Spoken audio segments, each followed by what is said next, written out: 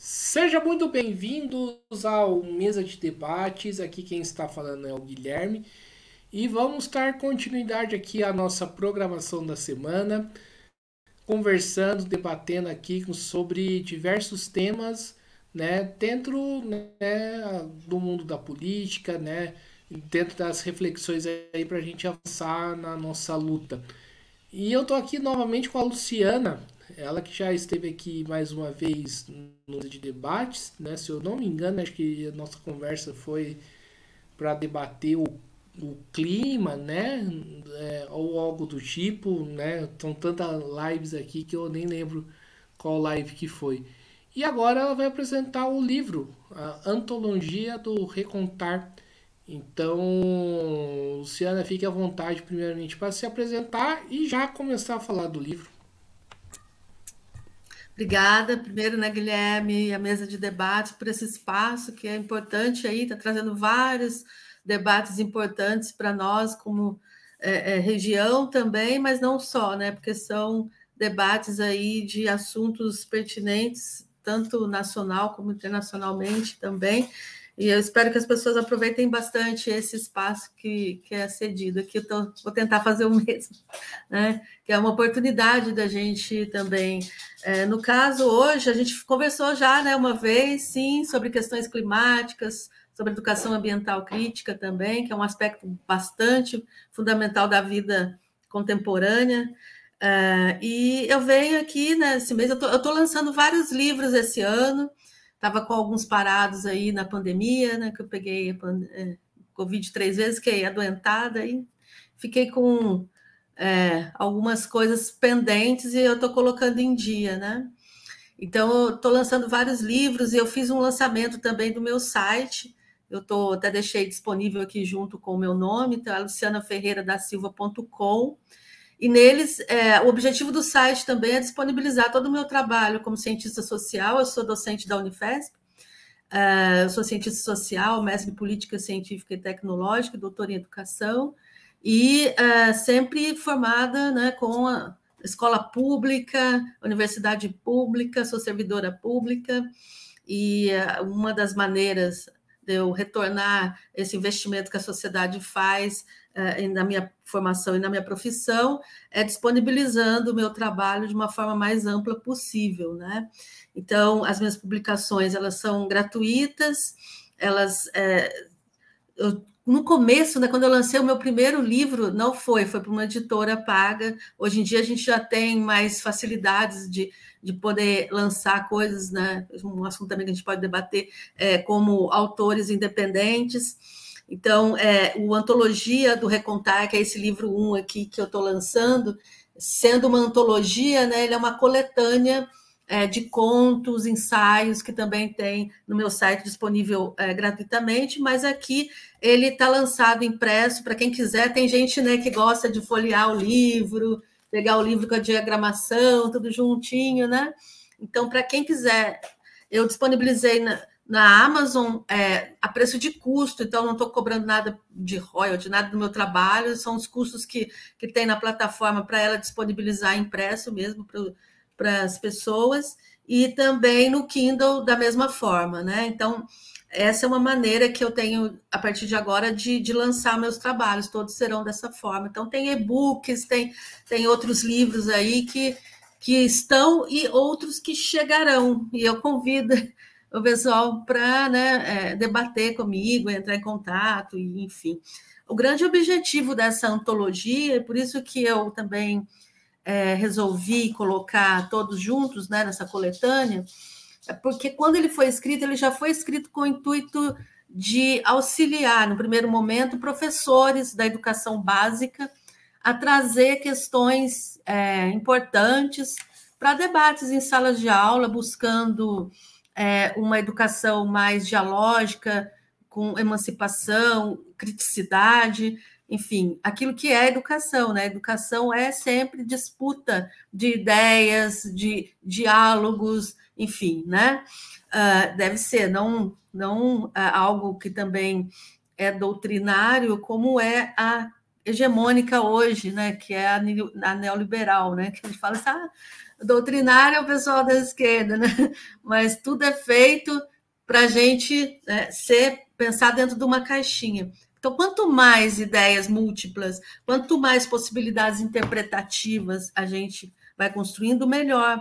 Inclusive naquilo que a gente detectou como uma grande dificuldade nesses últimos tempos, né? Que é a própria interpretação de texto.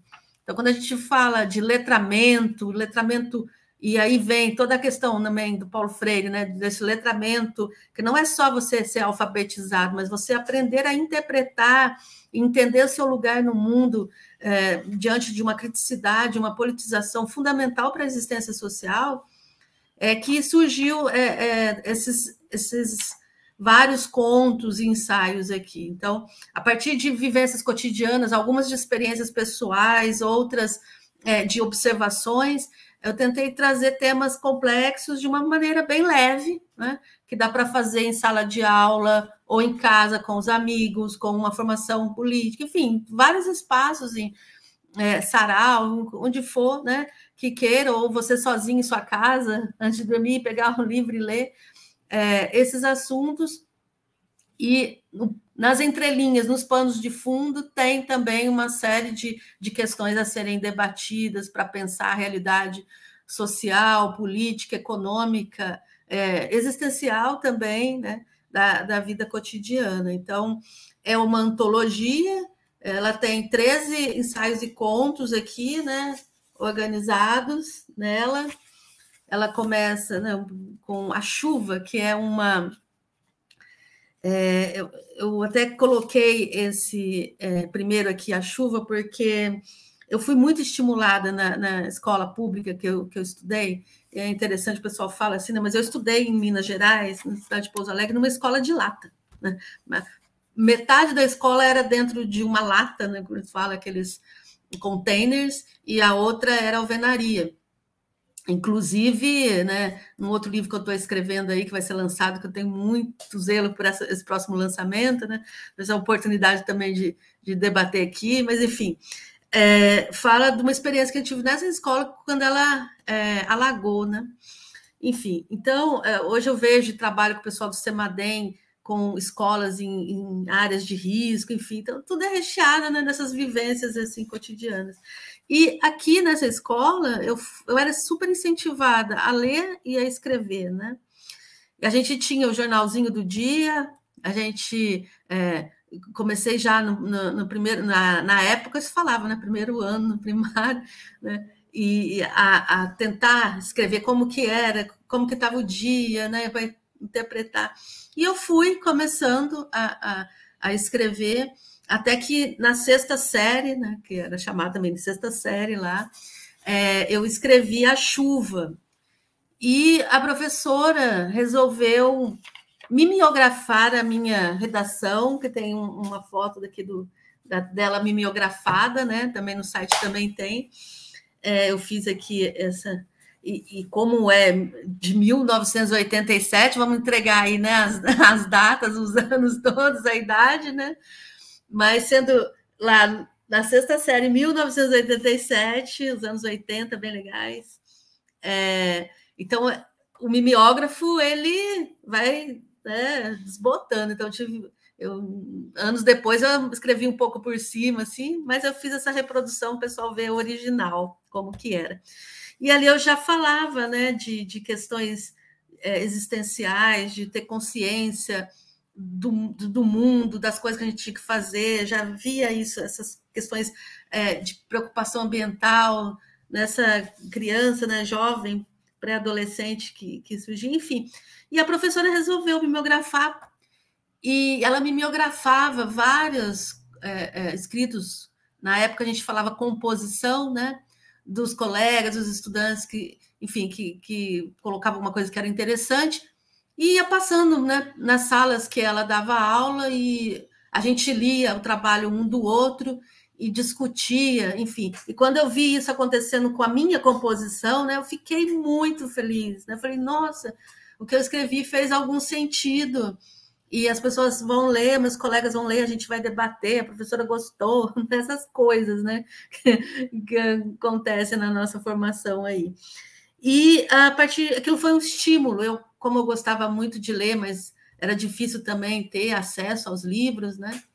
Essas bibliografias de contos, era muito importante. E eu fiquei com essa semente, né, de estímulo.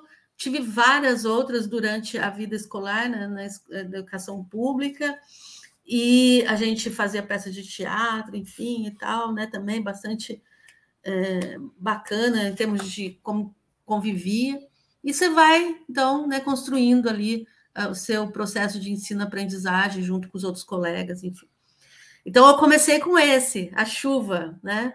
E a chuva numa representação, vou dar muito spoiler, não, né? Mas a chuva como essa representação de limpeza daquilo que a gente, das impurezas que a gente tem que se livrar também da nossa consciência. E na época, né? Eu jamais imaginaria que esse seria um conceito fundamental para a participação especial da cachorra, né?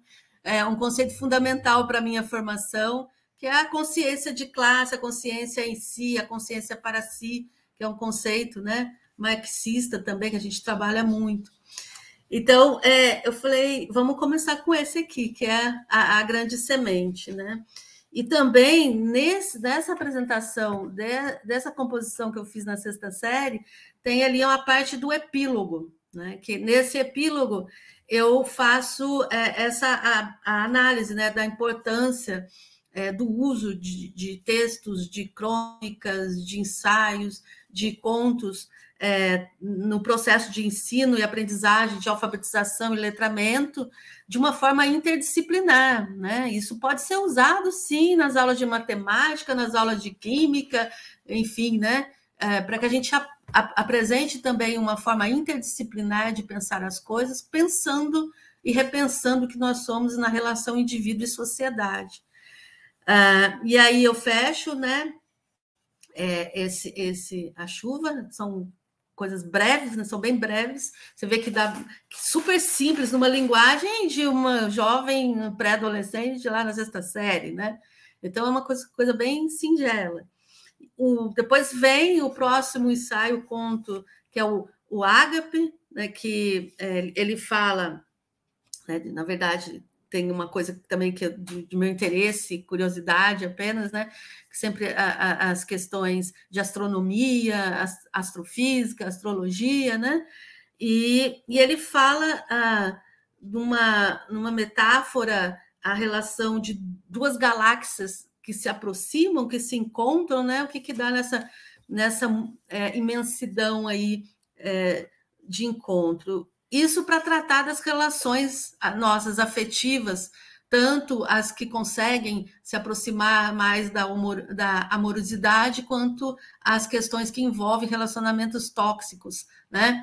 E esse fenômeno aí de formação das galáxias, desse encontro galáctico, como que ele pode se processar e se ele termina ou gera, né, liberdades ou rupturas, enfim. Então, uma série de metáforas que pegam esse conceito da astronomia, né, em que duas galáxias se aproximam, e o que acontece. Isso para falar de relacionamentos. Aí, se eu falar mais, dá o spoiler. Também é bem curtinho, né? Uma folha, duas folhas, 2 páginas, e aí dá para trazer várias questões, né? E para você ter uma ideia, então, de como que é essa intenção. Eu estou falando aqui da minha intencionalidade, as minhas impressões. No entanto, cada leitor, né, cada um que se debruçar ali vai ter um tipo de interpretação, pode surgir outros tipos de questionamento, críticas também, né, dúvidas, ou mesmo incompreensões, interesses, enfim, que eu acho que essa também é uma finalidade da educação crítica, né? E depois dessa vem um outro, não vou falar tão devagarzinho assim, né, de cada um, Mas esse aqui é o Potência. Quando eu escrevi também, era uma forma, né, de eu, Ciana, enquanto indivíduo, assim, na minha vivência ali, né, comigo mesma, lidar com os sentimentos do assassinato, né, dos dois ambientalistas lá na Amazônia, né? Só que, assim, eu nem vou falar o nome deles para não ficar só focado neles, porque, na verdade, assim, são diversos ambientalistas e os indígenas que são assassinados, né? O Brasil é um dos países, não, o país com maior taxa de assassinatos de ambientalistas, né? E a partir dessa sensação assim, do que move uma pessoa a se dedicar a uma causa, né? E também por que a gente vive dessa forma social? E aí o Potência ele é um delírio, né? Ele é uma utopia, ele é assim para mostrar o quanto que a nossa realidade ela é irracional, ela é distópica, ela é incompreensível do ponto de vista mais humanitário, porque a gente racionaliza coisas que não tem sentido. E quando uma pessoa vem e fala assim, todo mundo pode morar, todo mundo pode comer, todo mundo pode viver bem, a gente não precisa matar, exterminar a natureza que nós somos também, a gente pode ter as coisas boas, tranquilas, tempo de vida, tempo para conversar, tempo para viver, a gente já tem como manter o cotidiano de todo mundo sem, né, tantas torturas, explorações. Quando você vem e fala o mundo pode ser completamente diferente, você é taxado de utópico no sentido negativo, né, que a utopia é uma verdade prematura, né, mas como irracional, como delírio, enfim, né. Então, a ideia foi inverter um pouco esse papel e mostrar que aquilo que era um sonho, né, é um pesadelo, e vice-versa, o que era pesadelo era um sonho. Então, Potência tem um sentido de uso do Nietzsche, né? Você vê, é super simples o texto, assim, ele foi com essas inspirações, assim, porque a vontade de potência. Quando a gente fala do niilismo, né? Quando você fala assim, nossa, eu vou mudar o mundo, eu quero que as coisas sejam melhores, aí você pega aquela vontade de potência, aí você se vê diante de toda aquela coisa que a resistência, né? Tudo contrário para você se adequar, para ser aquela mesmice, você transforma a sua vontade de potência em vontade de nada, né? Em niilismo, e aí pensando o aspecto de como tolir os sonhos, represar os sonhos, deixar os seus sonhos apenas como consumidor, eu quero comprar um celular, eu quero comprar um carro, enfim, todos esses mecanismos altamente poderosos do ponto de vista da ideologia e sim da doutrinação, né? Eles nos condicionam a vida e muitas vezes nos tira a existência, num sentido mais amplo. E a gente fica deprimido, a sociedade, né, dentro de um niilismo, enfim. Então é isso, né? O Potência também aí, né? Que ele gera. Então ele vai assim descrevendo um modo de vida e muito aproximado também daquilo que eu trabalho, que seria a consolidação macroeconômica da economia solidária. Né? Aquilo que a economia solidária também, nos seus preceitos, ela contém, né? Enfim. Então, para quem quiser discutir economia, para quem quiser discutir economia solidária, para quem quiser discutir o bem viver, as relações de poder sociais, o dar sentido a coisas absurdas, né, como a autodestruição civilizatória, né, gerada pela própria tecnociência, questões super complexas, mas quiser discutir isso, né, com uma turma de jovens no ensino médio, você pode pegar esse texto aqui e ler junto e debater, né? Porque está bem leve. E você pode ir trazendo essas questões. Presságio da colina, eu não sei se... É para ser sincera, né? O presságio da colina foi uma coisa muito estranha que aconteceu comigo. E foi quando eu estava em Minas também, e eu sentei assim na cadeirinha lá na janela da minha casa e tive uma ruptura assim, de tempo. E parecia que eu estava vendo um outro momento, sabe? Da cidade. E eu sempre olhava para uma colina, por isso que eu falo presságio da colina. E aí eu ouvi, né, que quando aquela colina tivesse loteada, várias coisas iam estar acontecendo no mundo, assim, assado, blá, blá, blá, blá, blá. Já dei muito spoiler. Aí estava tudo bem, eu sempre convivi com essa meio que visão que eu tive, né? Até que eu fui surpreendida, deixa eu ver de que dia que eu fui surpreendida, foi no dia 5 de junho de 2022, justamente num dia do meio ambiente.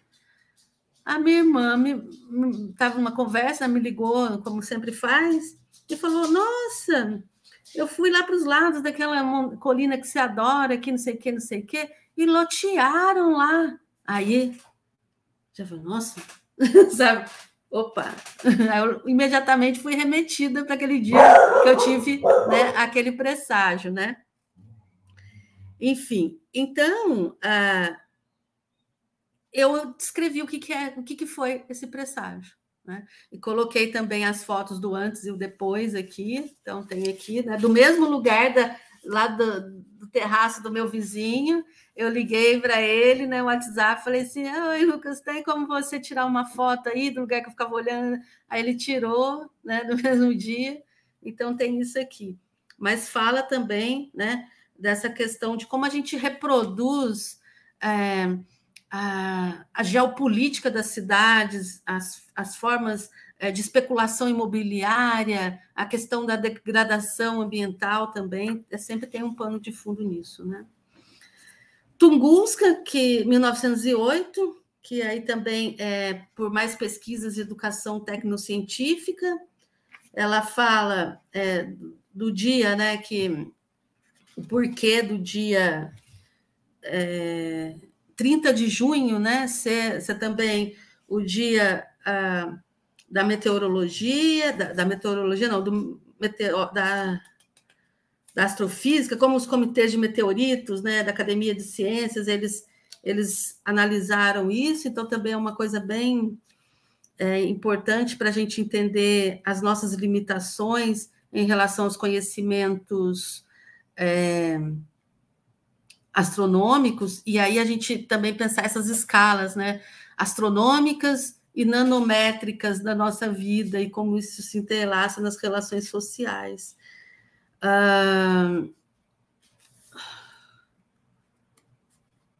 Então, assim, o dia que... Porque todo mundo ouvia assim na escola, São José tem bastante essa tradição também, no dia 30 de junho, até que fala que é o dia internacional dos asteroides, né? Mas não se diz muito o porquê disso. Então, eu quis trazer essa história também para uso em sala de aula, do porquê que nesse dia é comemorado o Dia Internacional dos Asteroides. É porque caiu lá em Tunguska, né? E aí teve toda uma dificuldade de se pesquisar sobre isso, foi algo muito impactante. Para vocês terem uma ideia também, eu trouxe as imagens da internet, né? Que mostra como ficou devastado o local, e ainda com resíduos de radioatividade, enfim, um monte de coisa. Que é para a gente também, nesses dias comemorativos, entre aspas, né, a gente ter atenção do porquê que se institui, né, o que leva, né, as pessoas a elegerem algumas datas como especiais ou comemorativas. Ouvir o som do céu, que também fala de um ciclone, né, que Tupi-Guarani é o ciclone Iaquecã, que vai ser uma rotina, e a gente está vivenciando isso no sul do país, no Rio Grande do Sul, Santa Catarina, Paraná, mas aqui a região do Vale do Paraíba também está, né, na região de tornado, com o aumento da emergência climática e dos problemas climáticos. Então, também falo dessa questão. Tinha que ter, né, Guilherme, algumas coisas de mudança do clima, emergência climática, para a gente tratar aqui também, né? A ninfa Eco, eu estou terminando aqui os contos, esse aqui também, esse aqui eu adoro. Esse aqui eu praticamente escrevi a minha tese de doutorado só para escrever essa parte. E aí eu republiquei aqui só como um conto, né, que chama A Ninfa Eco, o discurso da educação ambiental e o jovem Narciso, o modo de produção e poder hegemônicos. Então, para mim, a Eco, né, ela é o discurso da educação ambiental quando se contamina com a reprodução do próprio modelo capitalista. Então, você acaba reproduzindo o discurso daquilo que você acha que você está criticando e cai no consumismo, no capitalismo verde, enfim. Eu gosto muito desse texto aqui, porque eu vou reproduzindo o mito de Eco e Narciso, aquela questão, né? E de como que vários educadores e educadores ambientais também acabam achando que estão fazendo uma educação crítica, mas estão reproduzindo o próprio modelo.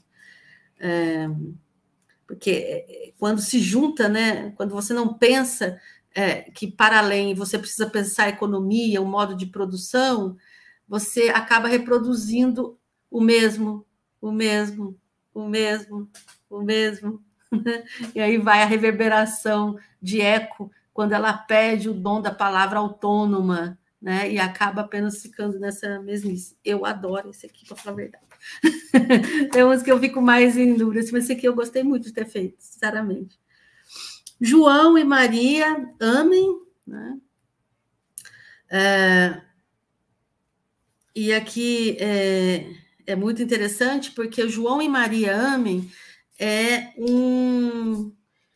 dedicado a toda a comunidade LGBTQIA+, né? Porque eu vou descrevendo o cotidiano de uma relação heteronormativa, né? Então, João e Maria, aí eu tentei colocar os nomes mais comuns, assim, João e Maria, que é um casal, né, hétero, vivendo o cotidiano deles e invertir, né, as coisas para demonstrar que não existe heterofobia, algo que nos últimos anos a gente ouviu, né, que existia uma heterofobia. Então, eu escrevi aqui situações LGBTQI-fóbicas que vivem todos os da comunidade LGBTQIA+,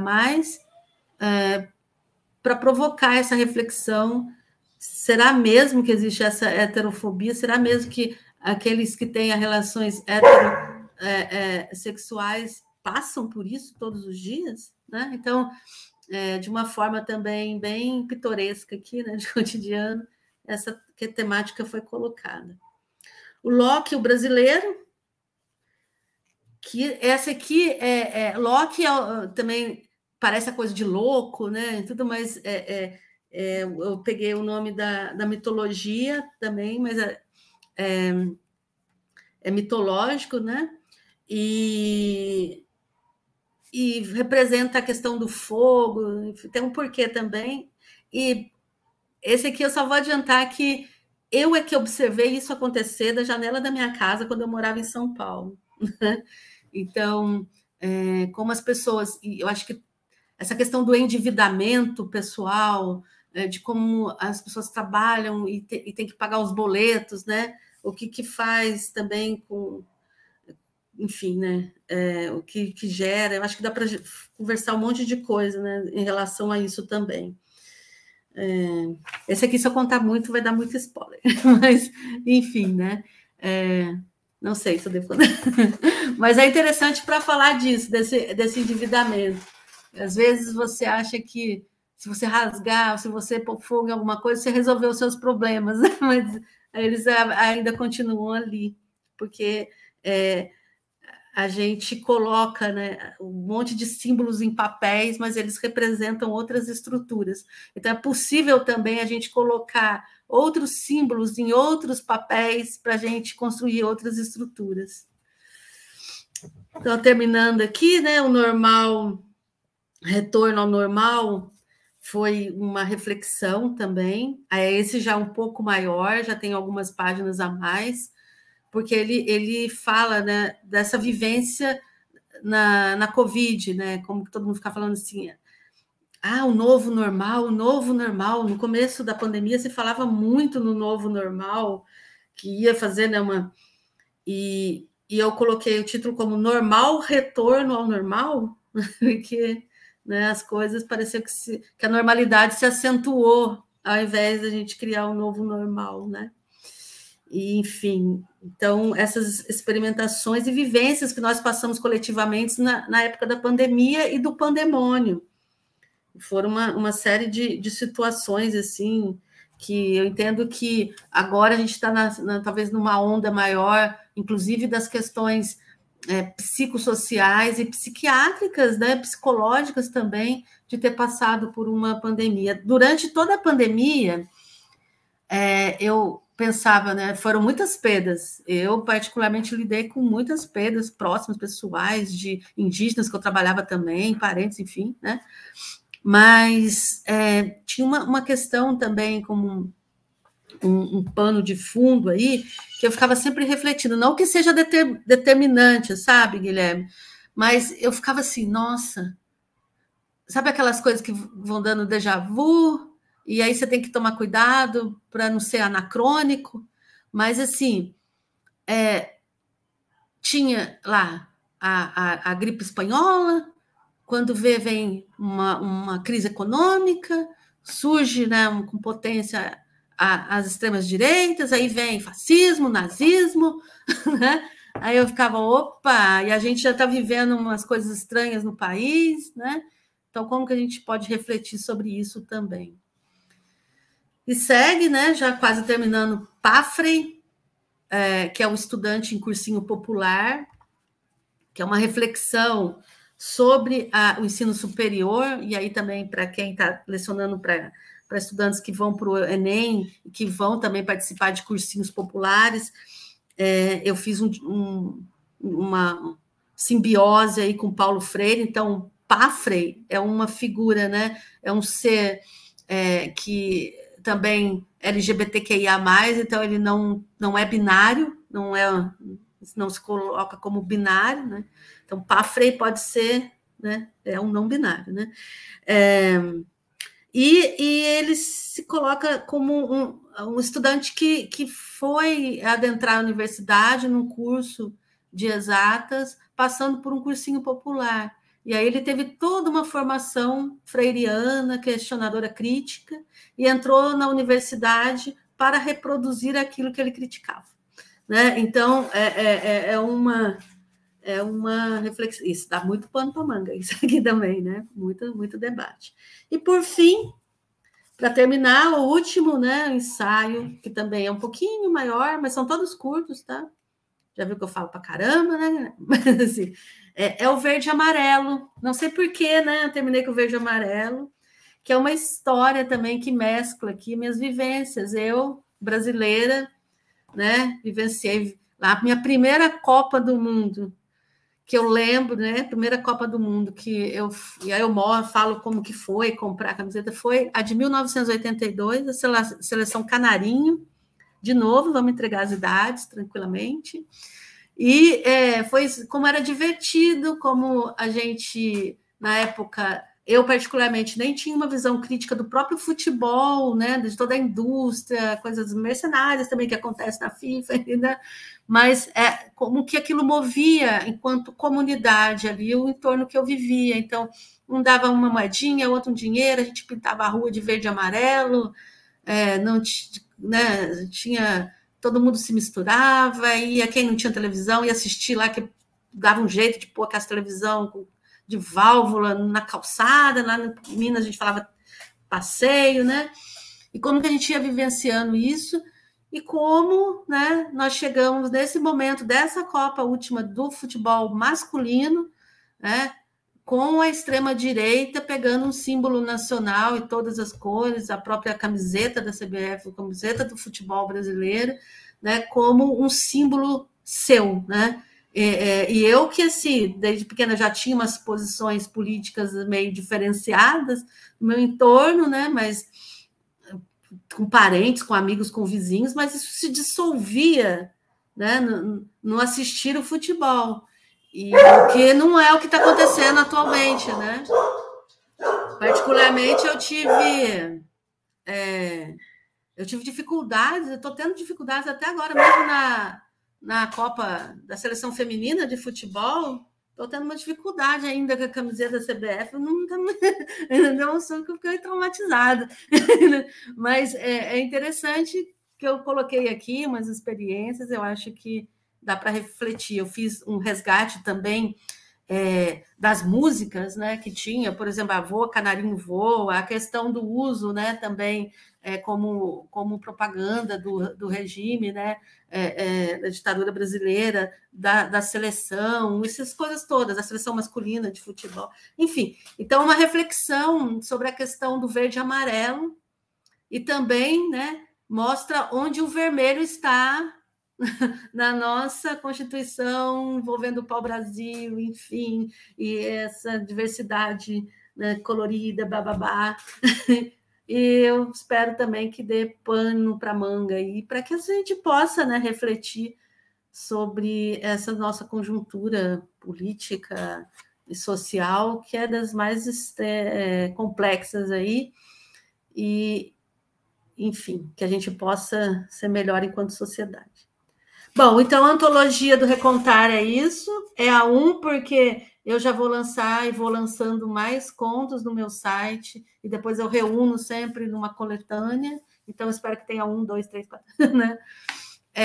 No site também tem microcontos, até nessa estratégia são 300 palavras, né? Todos, eu sempre tenho uma intenção de ter um uso educativo, pedagógico, né, para reflexão em qualquer lugar. Então, os microcontos também são lançados lá. E assim, semanalmente, a cada 10 dias, eu vou colocando mais coisas lá no site, enfim. Então, também convido, já deixei aqui, convido vocês também, quem quiser colocar no Kindle ou ter impresso, aí tem que ir no site da Amazon, e aquele valor, aquele preço lá é o preço mais acessível que eu encontrei em todas as plataformas para quem queria ter. Quem não quer ou não pode, ou não, enfim, pode ler gratuitamente no site. Maravilha, Luciana. Então vamos aqui umas perguntas, né? E a primeira pergunta que eu faço, né, com esses série de contos que você faz, conta, né, fala aí no seu livro, qual é a mensagem que você imagina que esses contos passam para quem está lendo? Eu, assim, estou há um tempo tentando trazer essas questões que são basilares para a vida social, que é a relação de vida e sociedade, né? A vida social nos coloca diante disso. Então, como que nós nos constituímos enquanto indivíduos, o que somos e o que isso tem emaranhado com a sociedade que nós temos, enfim. Então, a primeira intenção é que a gente faça algo que estão nos provocando a não fazer, que é a autorreflexão, né? Cada vez mais a gente vai ficando dentro dessa plataforma de pensamento liberal, com menos tempo de pensar eu, né, enquanto indivíduo, né, enquanto eu relacional, e a gente acaba ficando mais individualista, ao mesmo tempo, como que se a gente só pensar no todo, a gente é massificado. Então, a importância de entender a questão do indivíduo nesse emaranhado da relação com a sociedade, porque os dois polos assim, são bem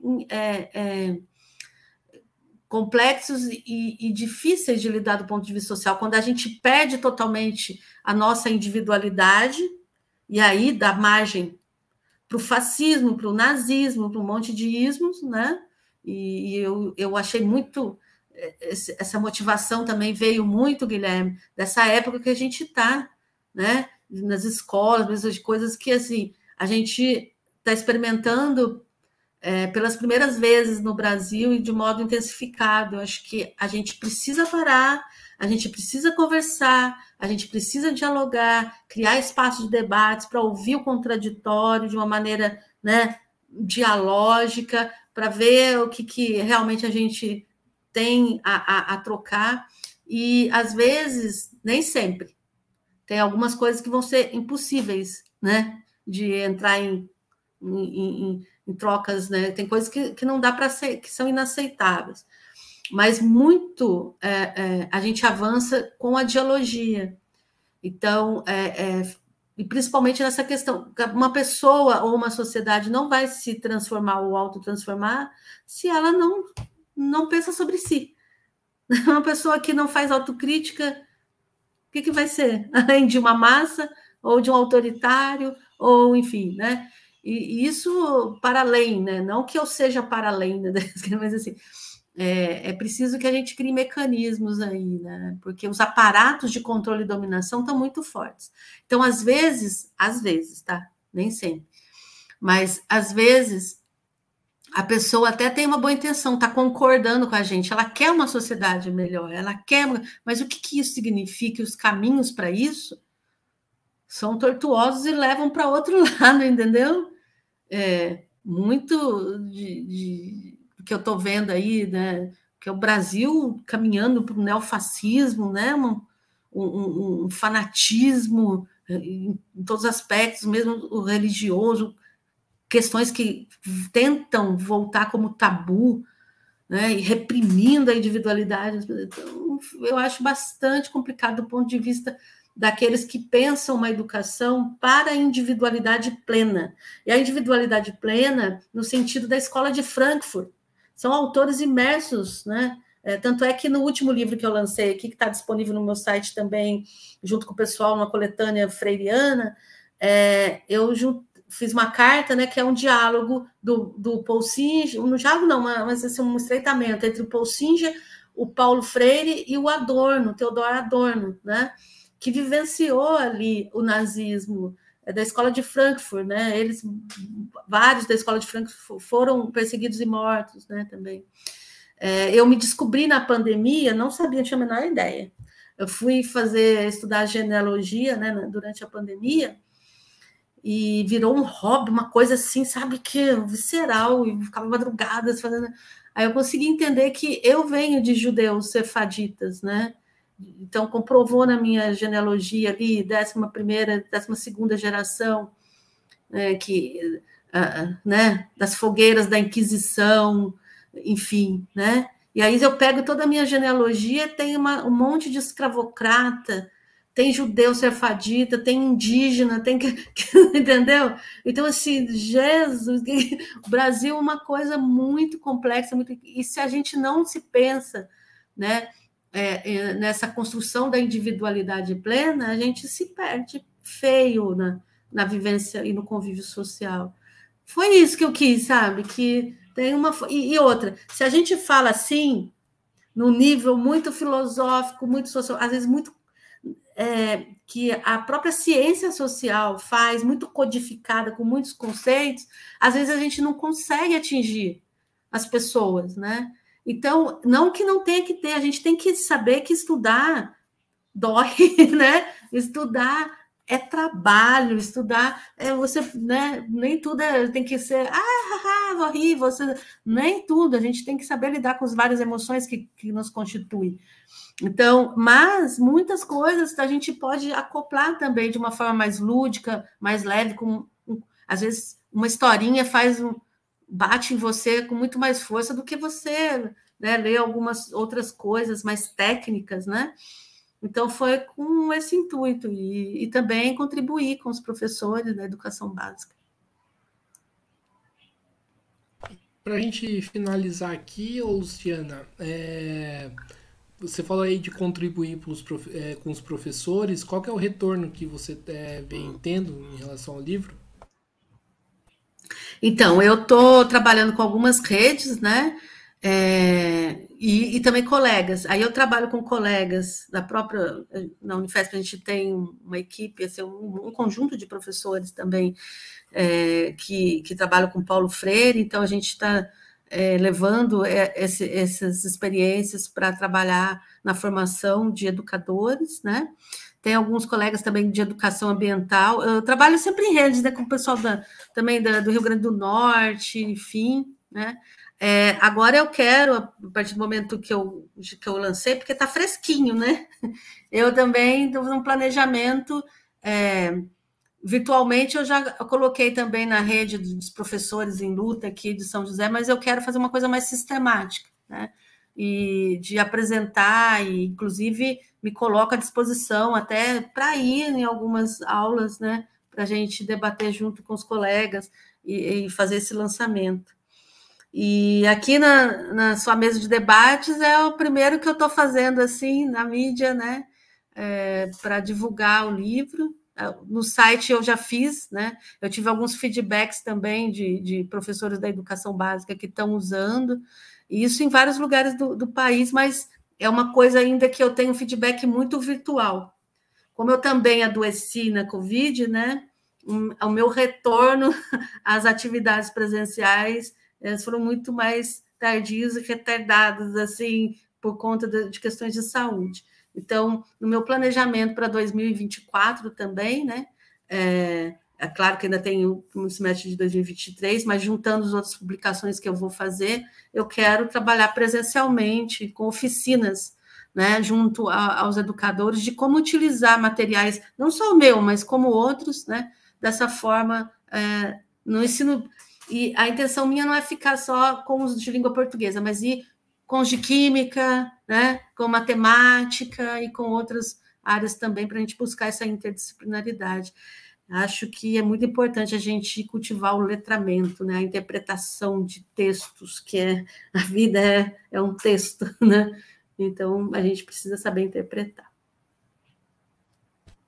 Então é isso aí, pessoal. Estamos encerrando aqui mais uma entrevista do Mesa de Debates. Quero aqui agradecer a Luciana pela participação. Gostei aí da sua exposição.